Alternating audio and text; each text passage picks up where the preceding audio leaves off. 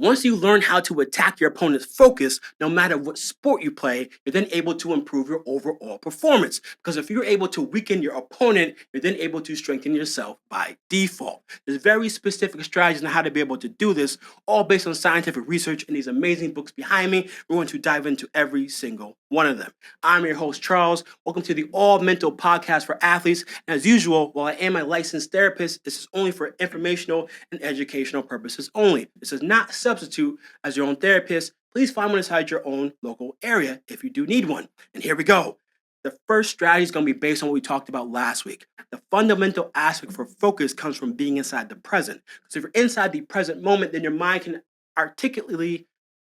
then correctly calculate what's happening in front of you. You can correctly calculate how fast the ball is moving, the spin that the ball is moving at, your angle of your opponent, and then your body can then respond as such based on your training.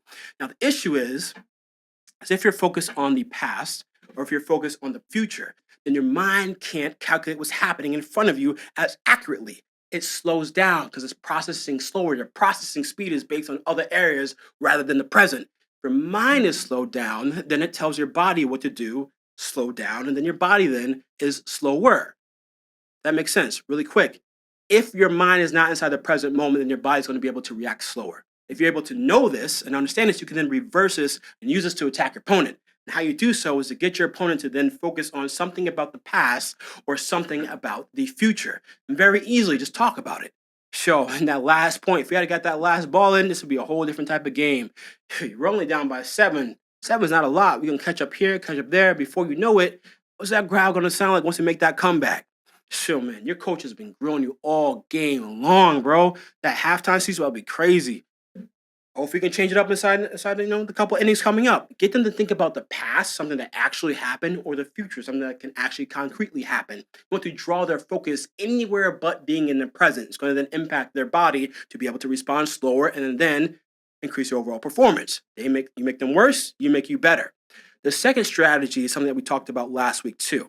It's the whole concept of your mind has to trust your body and your body has to trust your mind. Because when you practice on your fundamentals, right? All week long, you're practicing on the fundamentals of your feet, how your muscle groups should be moving, how your body should be positioning. So then on game day, you have muscle memory. So on game day, your mind trusts your body trusts your mind. Your mind is only focused on how is the ball looking? What's the puck doing? How's my opponent's position? Every sport has a different focus. Basketball, you might focus on the back of the rim when you're shooting.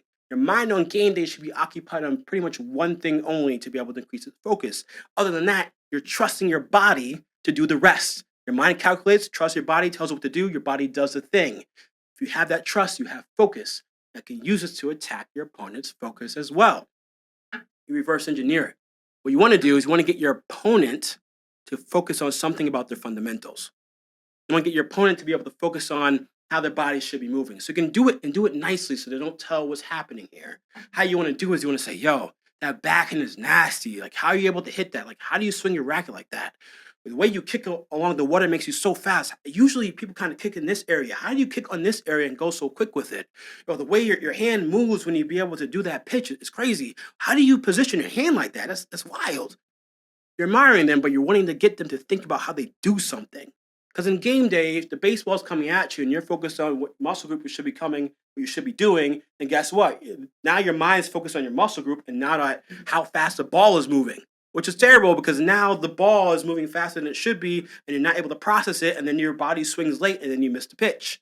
But if you can get them to focus on some aspect of their fundamentals, no matter what sport they play, that should be able to slow them down because now their mind isn't really trusting their body. Their mind is talking to their body. Shouldn't be doing that on game day.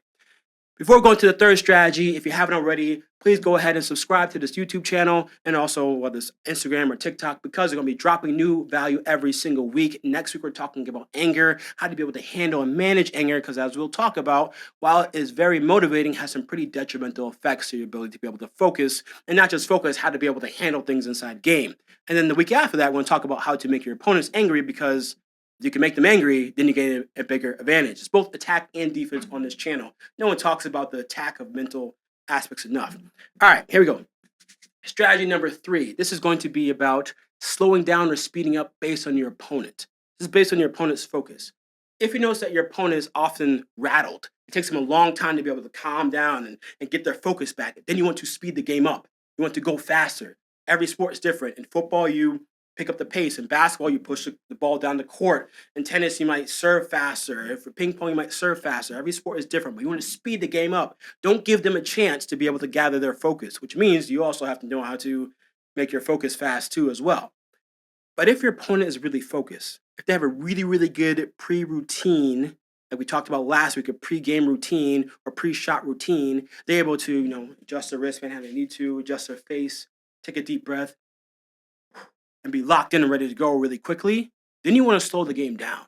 Don't play into the hand. If they're ready to go really fast, slow it down. Allow their mind time to be able to wander elsewhere. Slow the game down. So depending on your opponent, you might want to speed things up or slow things down. 'Cause if you speed things up, then they can't focus. They react slower. If you slow things down, you might be able to drive off their focus if they're a really focused opponent. And the last strategy you want to be able to do is imagery. This strategy is extremely effective if your opponent happens to practice visualization or meditation, which is a really good thing because it helps improve your awareness, but it also can help you attack their imagery inside this strategy and be able to attack their focus. Check it out. Tell them to imagine something. The same way if I tell you, don't think about a yellow school bus. What did your brain just do? Made an image of a yellow school bus or thought about a yellow school bus. Tell your opponent to imagine something that is detrimental to their overall success. Yo, imagine if you got that shot in last game, it would have been a whole different ball game. Yo, imagine if we catch up or when we catch up, how this crowd is gonna react against you. Yo, imagine if you drop one more pass or if you make one more bad shot, your coach is like they're about to just head explode. Yo, imagine if this happened. Imagine if that happened. Plant these imagination seeds very early on in the game and allow them to be able to grow. Because as soon as one of those situations play out, they might have four great shots and one bad one. But now they remember what you told them to imagine subconsciously. Now they're imagining, oh man, let me look over at my coach. Oh, my coach actually doesn't look pleased about that one. Oh, wow, okay. And then they start to be able to spiral. Use imagination and use imagery. Tell them, imagine this, imagine that, to be able to then impact their focus and draw some weeds inside the focus of their mental game. So, four very specific strategies based on the scientific research to be able to attack their mental game. But please, your mental game has to be on point. Because if you're trying to use these strategies against someone else and they use one against you, even though they're not knowing that they're doing so, and they attack your mental game, it does you no good. If you tell them, hey, you better look out. Imagine if you get beat this bad and you don't come back all game long, like, you're about to get beat real bad today. Imagine what that looks like. And they tell you, well, imagine once I make a great comeback, imagine how loud these crowds are going to be. And now you're thinking, oh man, what if he doesn't make a really good comeback? And now your focus is preoccupied.